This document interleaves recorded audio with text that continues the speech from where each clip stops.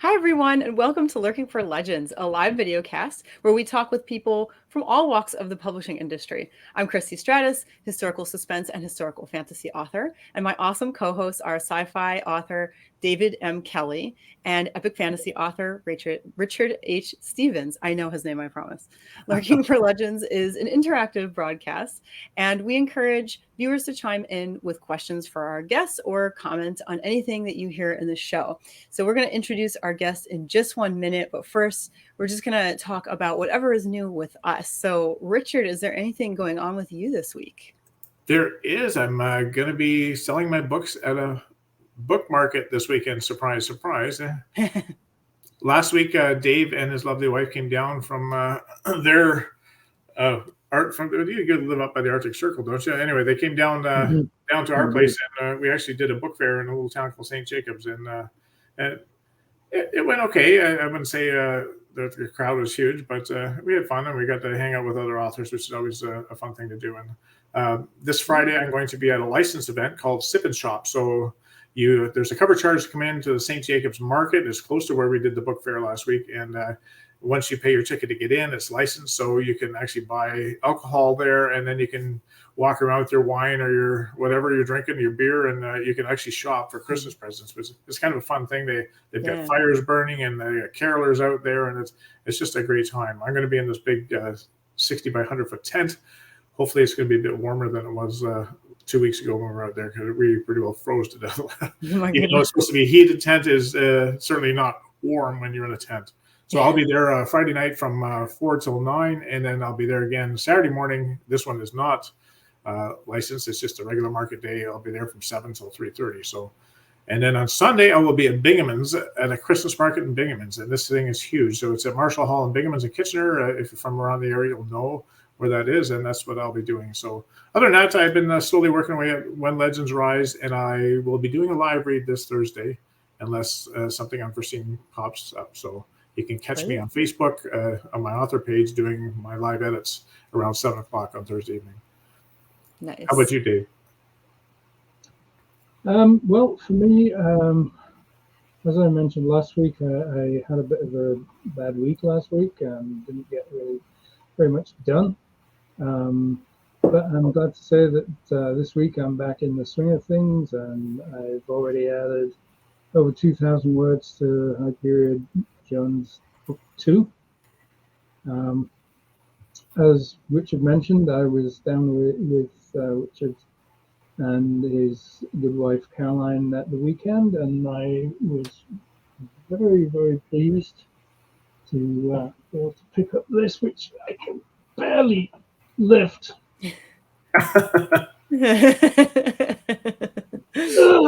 It's here. That's a monster. I recognize that book. Yeah, I can't remember the author's name, but Ricardo somebody or other. I'm going to claim it if nobody else does. I wrote it. There you go. I mean, look at this. This is a doorstop. And I also was very pleased to pick up another very interesting book, which is from another Ontario author, which is a book of poetry by Alexandria Goodall. So looking forward to reading that very much. Yeah, that's a wonderful book. Yeah, she's a local author down here in Southern Ontario. That's great. So, what about yourself, Christy? I'm glad you're back on track, Dave. Thank you. Yeah, so this week, episode 19 of Corrupted Magic went live. I also Corrupted Magic passed 200 likes on Kindle Vella, which is really, really cool. Awesome. Very exciting. Everything is a milestone. So episode 19 is up. It's called Outnumbered, and this is one where Knox and Dr. Blood, one of my favorite forgotten historical characters, have to face an enormous amount of magical gangsters called the Ruin Rats. So he needs to avoid using his magic because the Ruin Rats have corrupted magic, and corrupted magic draws from other people's magic. So we can't rely on magic this time. Should be interesting. Wink, wink, nudge, nudge. It's very interesting. Say no more. Yeah. So that's this week's episode. And aside from that, I did finish writing a very grimoire Christmas, which I'm super excited about. Oh, It's nice. just a totally separate Christmas short story with the grimoire characters. And I've been trying to write like a Victorian Christmas short story for I think it's like 2 or 3 years, and it has never worked out. Not with characters I already had, and not with new characters. It just never. I just had nothing to write. I don't know. It just wouldn't come out. And then with these characters, it was just easy. It just came, Awesome. so easily. So I will be putting that up. That this year, that's going to be a Patreon exclusive. It's only $1 to join. So if you want to read that and everything else with Corrupted Magic and Grimoire Society of Dark Acts, you can join there. It's patreon.com/Christy Stratus. Otherwise, it'll be published next year for everyone else. Cool. More towards December. So it'll be like a year from now. So yeah, that's what's going on with me. I'm really happy with the progress I've made. So with that being said, let's head into our guest tonight, who is Rachel Lulich, and she is a sci-fi author. Last week we had a sci-fi author. This week we have a sci-fi author. It's a very exciting time for us. Lovely. Yeah, we're so glad to have you, Rachel. Well, hello. Thank you for inviting me. I'm really, really happy to be here. Oh, absolutely. We're glad to have you. Hi, Rachel. So, yeah, start out by just telling us a little bit about yourself and your books, and then we'll get into a deep dive into you. Oh boy. Very intimidating. Deep dives. So I write science fiction primarily. I have a trilogy out. It's near future realistic sci-fi, and that's what I have been primarily focusing on for the last few years. The third book actually comes out in just a few weeks, so very exciting. But I live in Indiana, but I'm originally from the West Coast. But I have lived all over, and I've traveled all over, and I love adventure basically. So I write adventure stories primarily, and that's where that comes from. I think I just really enjoy people going out and having adventures and having to overcome unexpected situations. So that's kind of where I'm coming from, and I'm also a military veteran, and the characters in my book are all in the Air Force. So eventually the Space Force. So that's also part of where I get my inspiration from for that. That's really cool. Near future, you got the thumbs up from Dave. Awesome. He does that kind of writing as well. That's fantastic. Yeah, there's not very much near future sci-fi out there, but it's fun. Yeah. So, Rachel, on your website, you mentioned that you were a cryptologic linguist. Yes. Which sounds incredible. So, could you maybe tell us a little bit about that and how your experience in the Air Force actually has kind of influenced your writing? Yeah, for sure. So I was in the Air Force for 6 years, and I was an Arabic linguist. So basically that means I learned Arabic, and I learned it in the Air Force. I had 18 months to become proficient, so that was a challenge.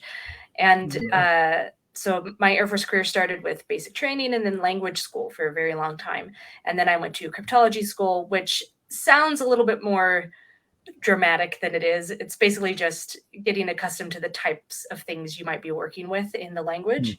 And then went on to my duty station, which was in Georgia, of all places, where I proceeded to work as an Arabic linguist, supporting the U-2 aircraft and just listening to stuff in Arabic. And then after a while of doing that, after about a year of doing that, following about 2.5 years of training, it's a very long training pipeline. I then deployed to Afghanistan for half a year. And then when I came back, I went into the what's called Standardization and Evaluation Office, which basically is the office that oversees all the operations for the job that I had been doing before I went to Afghanistan. So evaluating people, making sure they're doing their jobs correctly and proficiently, and making sure that everything's being done according to the law and according to policies and that sort of thing. So that's basically the summary of my Air Force career. I was enlisted, but I worked with, when I was in the Stan Eval office, I worked with a couple of officers pretty regularly. So my characters are in these particular books are officers because those are the people who go into space. So I drew on my experience of working with officers. What are they like, and what's the military system like?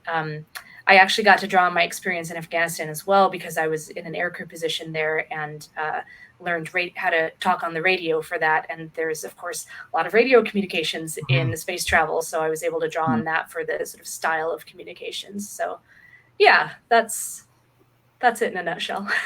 That's amazing. And before we go any farther, we keep doing this every time. We've been trying to do these giveaways recently, and we always forget about them. So you were saying you want to do a giveaway today, and so tell us a little bit about the giveaway.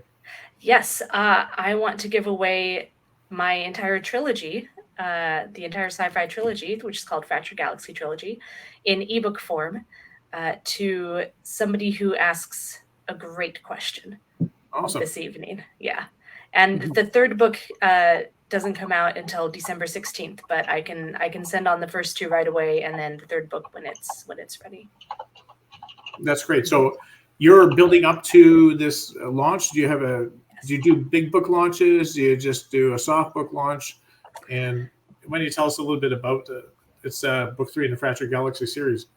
Yeah, I don't do a huge launch. I always have a launch party at my local independent bookstore, and we have cake. I do a reading and then yeah, you gotta have cake.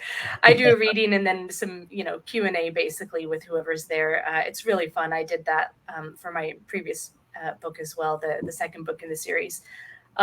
So about the series, the first book is called Random Walk, which is a math science term. The second book is called The Ethics of Hope.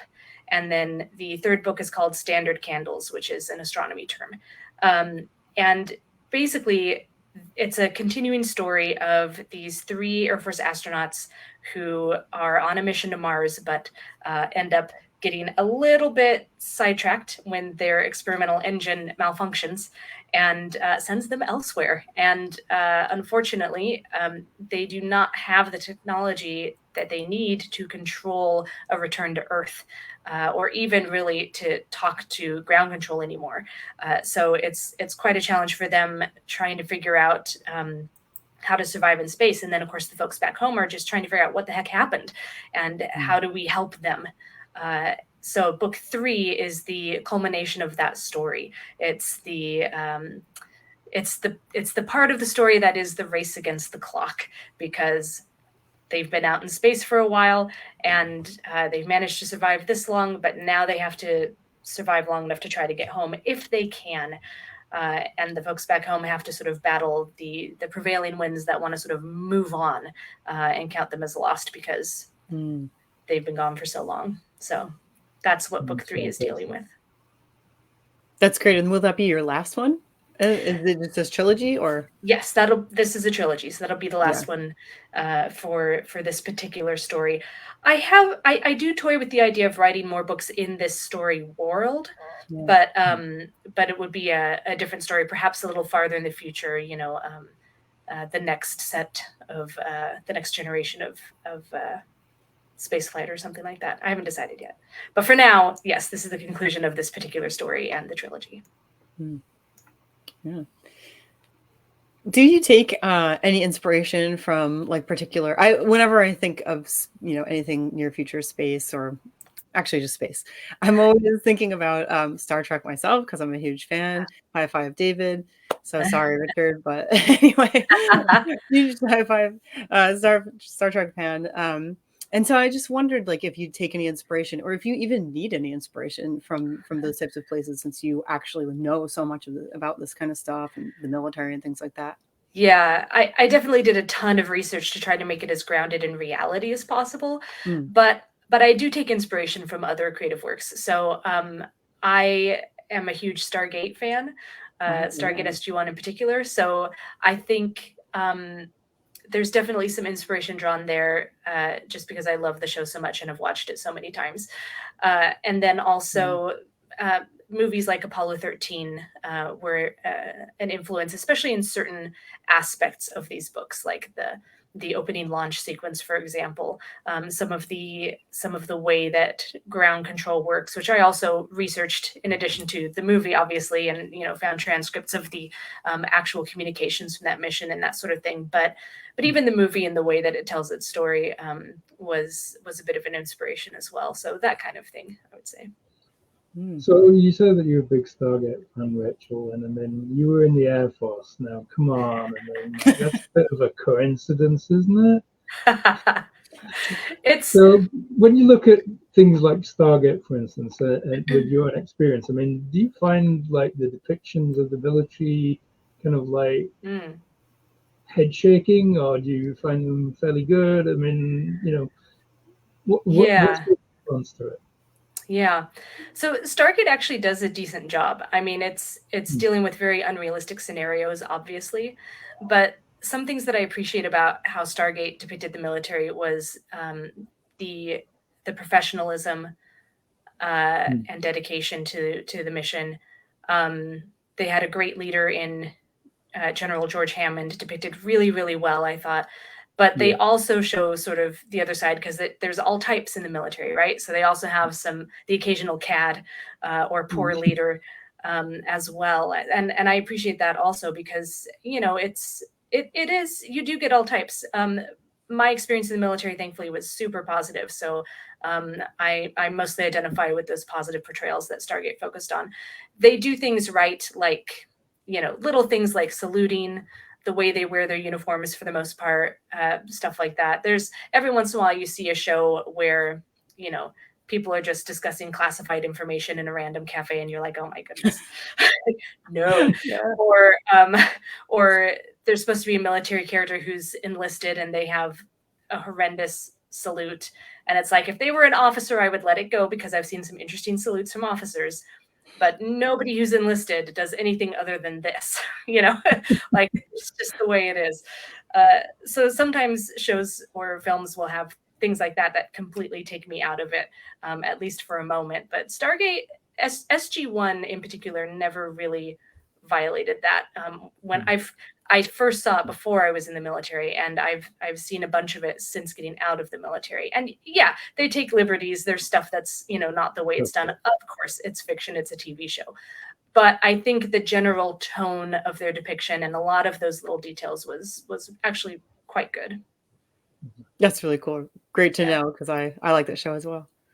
I have a question from Hillary here. So what advice would you have for readers who are new to the sci-fi genre?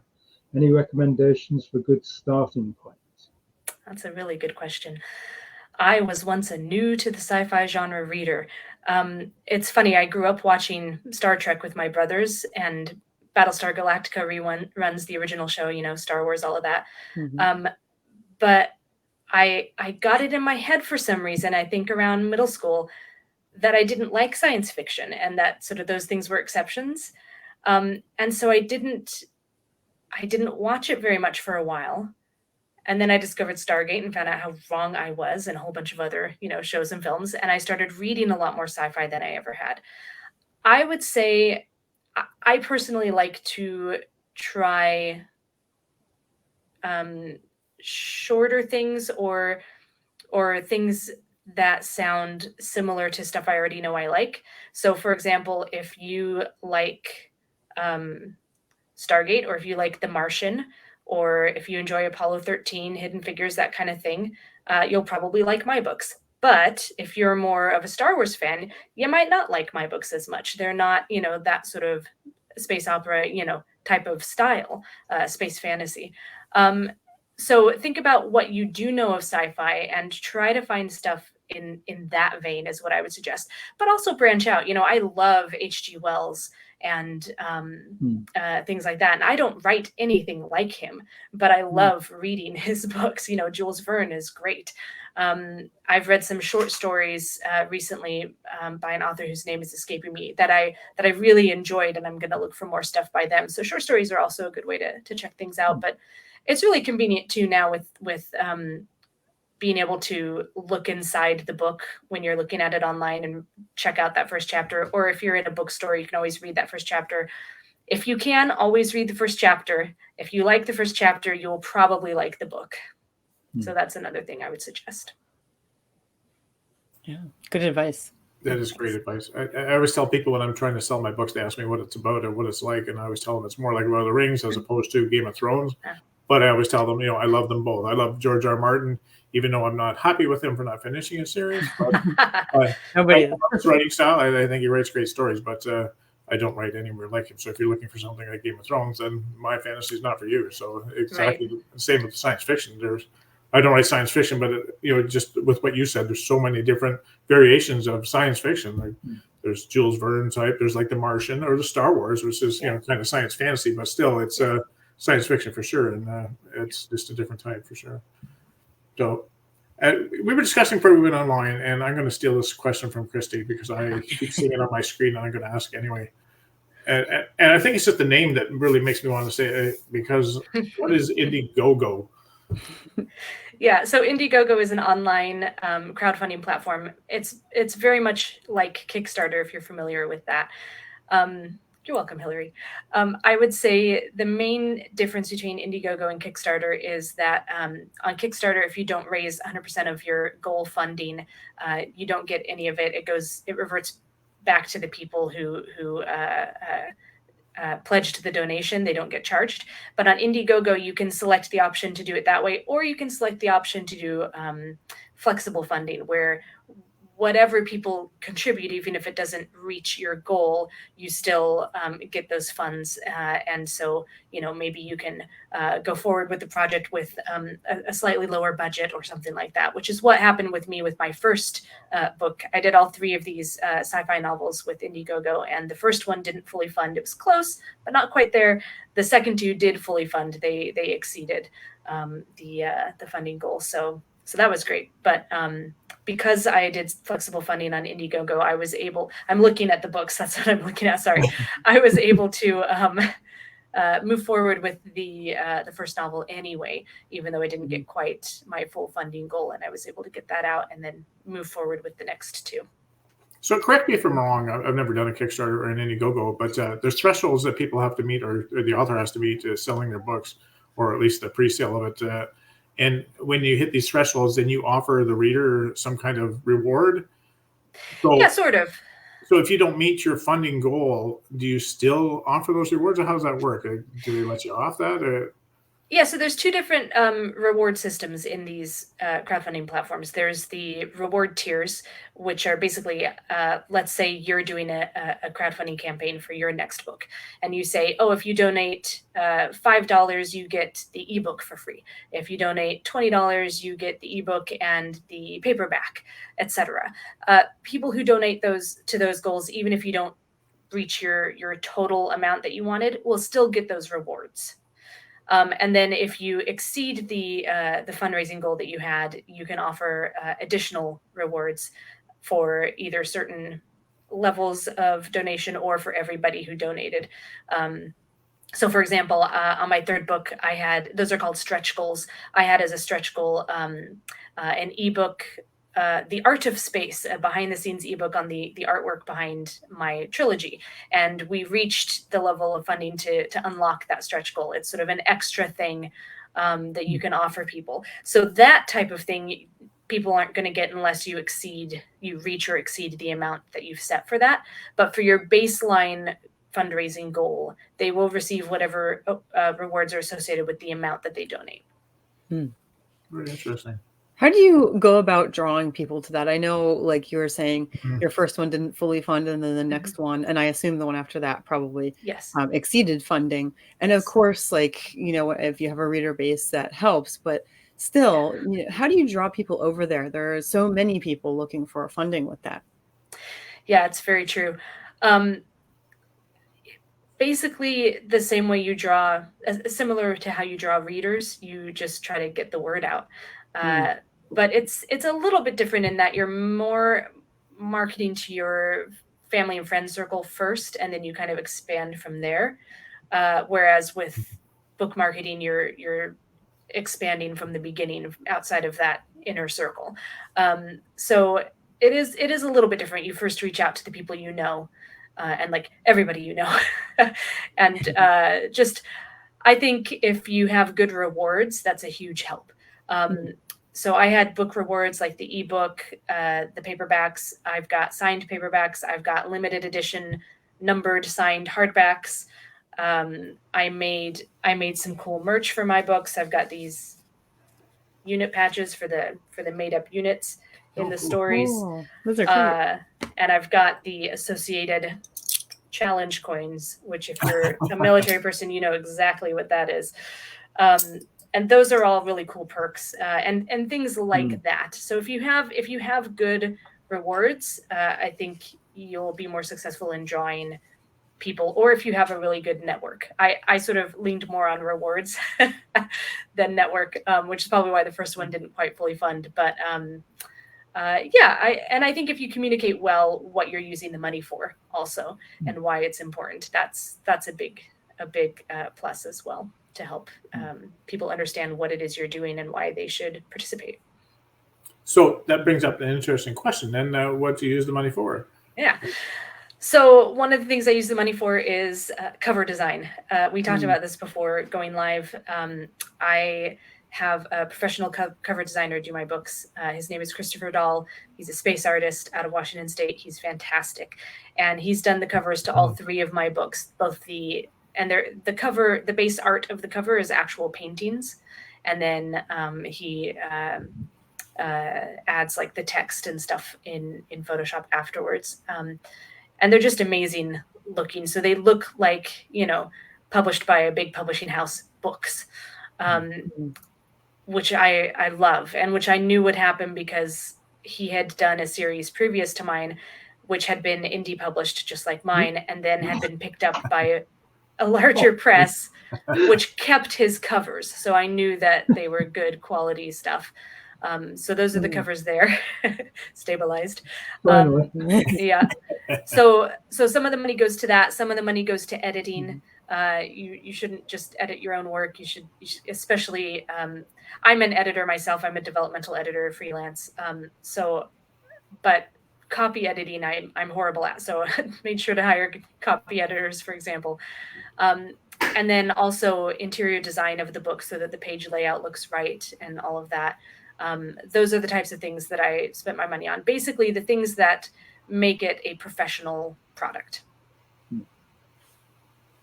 You mentioned like the colors and covers and working with Chris Dahl, which is actually how we originally kind of got talking, which was kind of cool. But so what was the process like working with Chris, who's kind of, he's a professional artist. So, I mean, it's like, what was that process like? I mean, I've never done that because I do my own cover art. So can you tell us a little bit about that? Yeah, absolutely. So basically, once I've written the book or written enough of it to know in pretty good detail what's actually going to happen within that book, I communicate with him about sort of the basic plot, what's going on, what the main visual elements of the book are. So for example, the spacecraft. It's a very realistic NASA style spacecraft, modular. It's got those different components to it. It doesn't look, it's launched, the different components are launched on the top of a rocket, right? So it's got to look kind of like, I took my inspiration from the design for the spacecraft that NASA's designing for their missions to the moon and Mars, this sort of modular aspect. So I communicated that with him, and then I've got a totally invented component, which is their experimental engine, and I just told him what it is and what it does, and he just made up that visual and said, "How's this?" And I said, "That looks fantastic." And that's the ring component, where you've got that sort of module with a ring around it. That's that component that he designed. But wanting the service module at the back with the solar panels and a communications array on it, and then you have these other modules. I sent him a little sketch of it, horrible little sketch because I'm not an artist, and he turned it into something really beautiful with light from the stars shining off of it and everything. It's great. So those main visual components for the first book, we knew we wanted to focus on the spacecraft. And I knew that they were going to be in a dark nebula, which has that red color to it. So he designed the first cover based on that. And I also knew there would be a planet. So the back of the book actually has a planet on it because it's a continuous wraparound painting. Oh, yeah. And then for the second book, similarly, I knew I was going to have them near something akin to the Ring Nebula. So we've got that on the back, and the spacecraft once again featured. But there was more discussion on whether we wanted to feature the spacecraft or feature ground control or something like that on the second book. We ended up deciding to go with the spaceship for continuity. And I'm really glad we did, because then the third book, we've got a close-up of the spaceship, because there's we wanted to feature the astronauts doing a spacewalk. So that's what we've got there. And I know for the third book also, in terms of the star design, I know Chris was inspired by the James Webb Telescope photos that had come out around the time we were discussing the cover art, which was really cool. And so he's got those really neat star images with the light spikes coming out of them. That is really nice. Yeah, so that's what the basic process was. He sends me sketches, and I basically say which ones I like best, and then he does sort of rough painting, and then finishes it up, sends it for final approval. It's always fabulous, so I say yes, looks good, and then the discussion over like the font for the title and all of that happens after the artwork is complete. Now he does his own show on Twitch TV, and Yes, he does. So did he actually do your spaceships while he was doing that, or did he do them off to the side? So he did them off to the side. My first two books, I think, at least the first book, maybe the first two, predate his Twitch activities. Okay. But I'm if he painted my spaceship in Twitch, I'm not aware of it. I don't think he did. Watch him do it, yeah. It would be really cool. Yeah. Watch him create your own cover. That'd be really cool. That would be neat. Yeah. And you can start chiming in. No, I don't like that. Why'd you put that color on? That's it. We're through. Yeah. So that would be really cool to see your cover getting created. Yeah. It would be. Yeah. Amazing. Yeah. But you kind of get to see it in, stop motion, as it were, with the sketches and stuff. Right. Yeah. That is really cool, since it's being made essentially from scratch. Yeah. So I just want to mention, before anything else, I just want to mention the giveaway again. So Rachel's asking if any great questions. She is going to reward her trilogy, and book 3 will be out on December 16th. Am I correct? Yeah, that's correct. So I imagine we'll award that after December 16th, but we'll get the information to Rachel, and she will award you with the whole trilogy in ebook form. So if you have any questions you'd like to ask Rachel, please do so now before we sign off. Absolutely. It can be about her writing, can be about anything, really anything having to do with our guest today. So I did see, Rachel, that you have a middle grade sci-fi, right? Coming out in 2020, I think it's 2023, with a publisher. I'd love to hear more about that. Yes. So I've written a book called The Red Door, and that is coming out in 2023 with Bandersnatch Books, which is a great publishing company name. Yeah, I'm really excited about that. I love middle grade fiction, which is books for young readers, roughly ages 8 to 12. I have loved those books always. I actually really got into them in high school and have never looked back. I think they're fantastic. And so I've always wanted to write middle grade as well. So this is a science fiction novel. It's a little bit different. It's not a realistic near future. It's more akin in terms of tone and even style a little bit. It's more akin to like The Giver, those books. But I'm very excited about it. It took me forever to write. I first came up with the idea actually for the title, which usually I come up with the story idea first. Which is probably why it took me so long to write this one. But I came up with the title when I was deployed in Afghanistan. There was this red door kind of in the middle of just a chain link fence, and it was always locked, and we couldn't go through it, and there was no access to us to the whatever courtyard or compound or whatever was behind it. And so I was wondering what's on the other side of that door. Stargate was presumably. Presumably, yeah. Although the chain link fence wasn't high enough to conceal a Stargate. It must have been a little one, like the one Orlin made. Like an Alice in Wonderland Stargate. Yeah, exactly. Just a little shrunken down. That's all good. So I came up with the title, and then a few years later, when I got out of the Air Force to pursue writing, tried to write it as a NaNoWriMo novel, and discovered that I cannot write NaNoWriMo style. It does not work for me. And then tried it again, came up with a really good start, got some good feedback from an agent, and just struggled to figure out how to write the darn thing for a few years.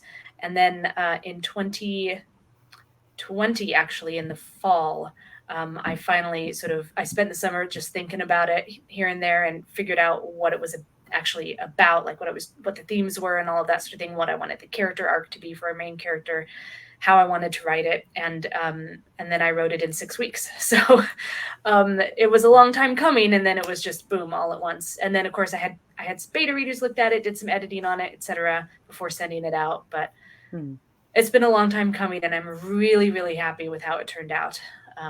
So I'm very excited for that. I can't believe I have to wait a whole year. Yeah. Did you have any kind of like struggle? I know that you already like middle grade sci-fi anyway, but did you have any struggle sort of taking, your writing from adult but into a different style to make middle grade work? Whereas like you have experience in the military, all this great science stuff, and then you have to make it understandable to a totally different level of reader. Was that like difficult at all? Short answer, no. I think I read so much middle grade that it's sort of in my blood, it's in my brain. The sci-fi novels were much more difficult to write in terms of the actually doing the drafting, because of how close I kept it to realistic near future science and technology and characters. I had to do so much research and then figuring out how to incorporate that research into the story and where to sort of let something be a little fictionalized and that sort of thing. It was actually much more difficult for me to write those than it was for me to write The Red Door, despite the duration. Once I knew what I was doing for the story, much easier to write in that style for young readers. For me, I think, and I don't think, I'm not saying that it's easier to write middle grade fiction than fiction for adults. I don't think that's true across the board. But for me, it came a little bit more naturally. You've also written a stage play set in 1930s Germany. They've done their homework. We try. Which obviously is very different from sci-fi. So could you tell us a little bit about how that came about and the difference between writing a novel, for example, and writing for the theatre? Yeah, absolutely. So I love history, and the stage play is historical fiction. It takes place in 1930s Germany, and I love Germany and German as well. That's so the topic appealed, and I have always loved sort of theater and television and film. I actually did a year of film school back in the day. I really, really love that vein of storytelling, that audiovisual, the whole thing, everything about it. And dialogue is my best skill as a writer, even at writing novels. It's the easiest thing for me is writing character dialogue. And so when I got out of the Air Force, I went back to school. I already had a BA before I went in. I went and got another BA and then a master's degree in book publishing. And when I was doing my BA and master's studies, I took an elective course called dramatic writing. And it was a 3-term course.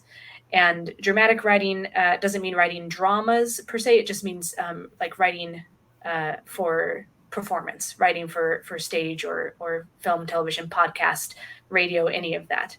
And so I got to sort of brush off my screenwriting skills from those classes I had taken years earlier and add to them with some knowledge about how theater works. And I did this 3-class sequence. The first semester, I was just, doing it as a normal class. And then the second and third semesters, I did independent study. And basically, I spent the first semester figuring out reading a ton of plays and discussing them with the professor and Karen Magaldi, she's wonderful, and figuring out what I wanted to write about and how I wanted to go about it. And then, and definitely inspired by Bertolt Brecht's plays from that era. He wrote a series, several short plays set in that time and place, which were phenomenal. And and then the third semester was, and so the second semester was reading, figuring out what I wanted to do, starting the research. The third semester was finishing the research and writing the play, which then got workshopped by acting students taking the core class, and then later I had it workshopped by a community theater group, and then my church actually put it on as a community theater show for a weekend, two performance limited run. It was really cool. Then I finally sent it off to publishers, and Wordcraft's Theatrical picked it up and published it in January 2021. So a very different process in terms of it's almost all dialogue. There's very little description in theatrical writing, just enough so actors know where they need to be on stage, basically, or if you have any specific stylistic things that you want in terms of like lighting or sets or anything. And then the rest is dialogue, and it's very much about writing between the lines. So that characters aren't just saying outright always what they're thinking, etc. Because generally speaking, we don't. And I think that also plays into dialogue writing for novels. If you struggle to write dialogue, if you're a writer and you struggle to write dialogue, take screenwriting or playwriting, and you'll improve so much. You know, if you struggle with word choice, take a class on writing poetry. You know, things like that. I'm a very big believer in cross study of different writing disciplines. I think they all feed into each other and are very helpful. And then there's the sort of collaborative component of playwriting, which you really don't have when you're writing a novel by yourself. Each week I would take scenes in, and these acting students would read them, performing them as readers. And you really get a feel for how it's actually coming across when you do that, and how it's coming across visually a little bit, but particularly, you know, in terms of just speech, what lines are difficult for people to say. I had an actor reading a short monologue that a character has, and I realized that I needed to rearrange the order of the paragraphs in the monologue. You know, things like that you sort of get from hearing it read and performed by actors that you don't otherwise have. And then I'd go home, do rewrites, write additional scenes, come back the next week, do it again. So it's a very different process. I was making changes. I even made a couple of changes after it was performed those 2 times. I made 2 changes after that, relatively small changes at that point. But after each workshop, I made quite a few revisions, and then in getting it into its final solid form. So it is an extremely different process. Yeah, definitely. The beginning process, I would say, is the same, where you're just trying to decide what to write and how you want to approach it. But the drafting process, the drafting process can be the same. I happen to have it workshopped as I was drafting. A lot of playwrights wait until they've got the draft finished, and then it gets workshopped. But once you're at the workshop stage, it's totally different process and very, very fun. Would you write another play? I certainly would. I just have to figure out what to write about. But I loved it, yeah. I loved playwriting. I love screenwriting. I want to get into television writing, actually. So that's definitely something I would do more of. Yeah. Maybe now that I'm finished with the trilogy, I'll have time to pursue some of that. Yeah. That's awesome, Rachel. So I'm going to have to cut in here. I see we're at the end of our show. Thank you again for coming on. And it looks like we just had the one question in here. So, lucky Hillary. Yes. So I think well, that's totally up to you. It's your call, but I would imagine that's who will reward the prize to. Oh, yeah. Yeah? All yeah. right. So before we go, obviously your website's going on there. What's next for you? You say you have a release, The Red Door is coming out, but I imagine if that's the case, that's already written. So what's next for Rachel? Well, what I want to write next? Sure. What are you doing next? So I volunteer with Civil Air Patrol, and which is the volunteer auxiliary to the Air Force. You don't have to have been in the military to serve in Civil Air Patrol. I volunteer with the cadets who are age 12 through 21, and I really want to write a series of historical fiction novels for young readers about things that cadets have done through history. So like, for example, in the 50s in Hawaii, cadets warned locals one time of an incoming tsunami, and as a result, everybody made it to safety and there were no casualties. You know, things like that. I want to tell those stories. I also have a science fiction series that I want to write for young readers, which is not quite as well developed as an idea. So I won't tell you guys about it now, but it takes place a little farther in the future, and it's a little bit more of an adventure mystery story. And then, of course, as I said, I've written a TV pilot. I'd like to get into that as well. So now that I've finished 2 projects, my brain is kind of going in all directions. But those are the next projects I want to undertake. Nice. That's awesome. So where can we find your books? You can find them online anywhere you buy books. If you live in Indiana, you might be able to find them at a local bookstore. If you live in the Bloomington area, I've got some author events coming up, and you can find those by signing up for my newsletter on my website. I also have an online store at my website where you can get the books from as well. But yeah, Amazon, BarnesandNoble.com, all of those will have them also. Yeah, and just worth noting, I think this is the last day of your Cyber Monday sale, but just to mention, if there's anybody who happens to be watching at this very moment or until maybe midnight, there is a cyber sale going on Rachel's site. So. Oh, cool. Yeah. Quick question, NaNoWriMo, yay or nay? Oh, sorry. He was not here earlier, Rachel. So for me, nay. I think NaNoWriMo is awesome, but it does not work for me. I'm not a pantser. I'm a plotter, and I don't do well writing by word counts. I do well writing by scenes and story chunks, not word counts. Sure. And so NaNoWriMo doesn't work for me. It works for a lot of other people, though. Oh, we've got new questions coming in. Any quirky writing tip unique to you? Ooh, that's a good question. Quirky writing tip. I'm feeling the time pressure. Don't worry. I don't know if I do anything particularly quirky. Oh no. I do. Oh, here's something that I don't know if it's quirky per se, but it's maybe a little bit unique. I like to do my note taking and my story sketching and character sketching in this wonderful thing. It's a notebook. It's called Reconnect, I think, and basically it's a magnetic notebook. The interior has that magnetic cord going all the way through it, and then the pages have magnet strips, so you can remove a page, you can flip to another section, you can put the page where it belongs with the notes for that other project you're working on. I love this thing. It's fantastic. So cool. It's not cheap, but it's amazing, and you can buy additional page packs if you run out, and you don't have to buy a new book. It's really great.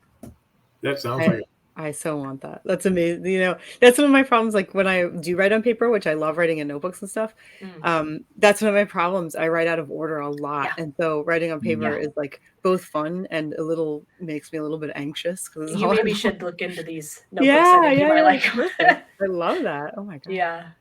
Quick question about the giveaway before we go off air. We had more questions. So does Hillary have competition or is it already official? I think you've already awarded Hillary. Okay, great. There, yeah. That's what I thought as well, but I wanted to check. I don't think we pull back on that. So anyway, JD, you're going to have to come in earlier next week and get your questions in sooner. But welcome to the show, JD. It's better late than never. But so next week is our monthly live read. Yay. Dave, Christy, and I look forward to these all the time, and we've invited Rachel to partake in one of our live reads sometime next year, and we'll get in touch. And they're a lot of fun. We kind of dress up as characters and do silly things. It's almost like a Carol Burnett show. So we always try to. Dave. Well, actually, I think Dave always wins. He always makes the rest of us laugh. So yeah, nice. He's the Tim Conway of the group. Some of the crazy costumes come up. Yeah, so. But I look forward to next week, and I'm going to be something very wacky next week. So, oh boy, yeah. Hopefully, I don't break my computer while I'm doing it. So. Oh my God, my goodness. So we will feature the works of Paula Harvey, David Payne, and one from my book, Into the Madness, which is book 3 of my very first trilogy. So it'll be a blast from the past. That's the trilogy that started my whole Soul Forge universe, and I look forward to reading. And listening to Dave and Christy and our guest authors read from my works as well. That's always so much fun. We're in trouble when Richard's taken us into the madness. Oh no, we're already there, buddy. We're already there. So thanks again, Rachel, for joining us. We really appreciate you being here. Thank you so Thanks, much. Rachel. Thank I had a you. blast. You guys are great. That's awesome. So for Rachel, Christy, Dave, and myself, we hope everyone has a great week. Until we meet again, take good care. Good night.